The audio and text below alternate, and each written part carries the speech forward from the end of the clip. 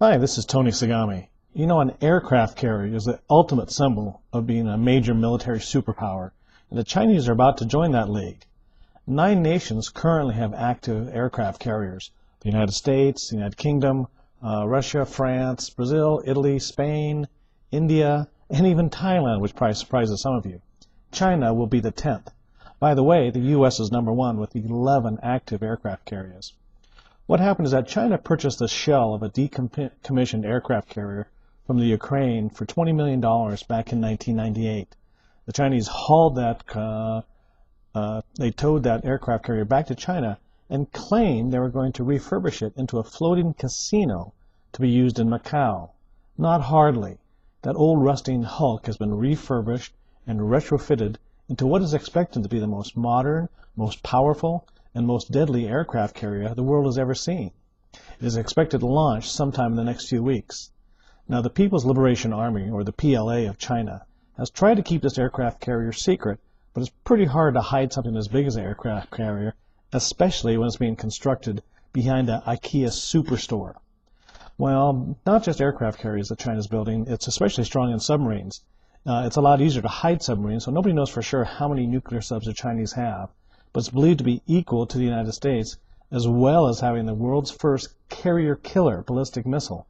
And that's designed to sink aircraft carriers while they're at sea as far as 930 miles away. Now, this naval buildup has been years in the making, and it's an unmistakable sign of China's expanding military and its desire to protect Chinese power further beyond its land borders. Check out these quotes from one of China's top generals.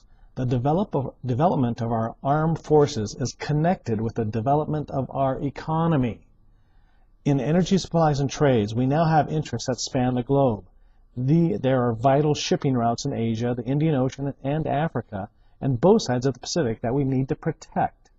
So our military strength needs to match the range of our economic and diplomatic activity.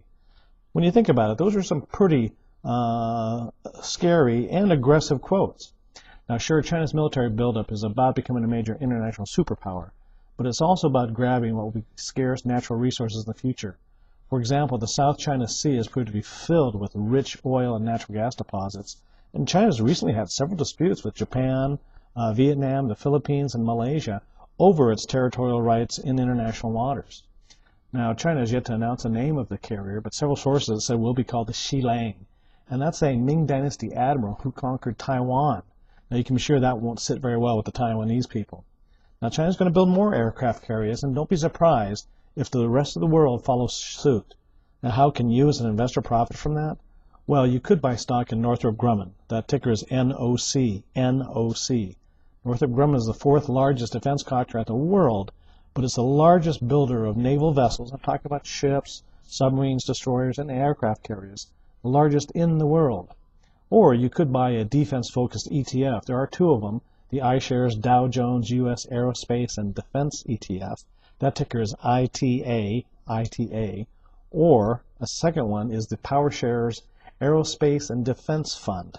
That ticker is PPA, PPA. Now, of course, you need to do your own homework and make sure that these securities are appropriate for your portfolio. And as always, timing is everything. So you should wait for these to go on sale before jumping in, or wait for my signal on Asia Stock Alert. Until next week, this is Tony Sagami signing off.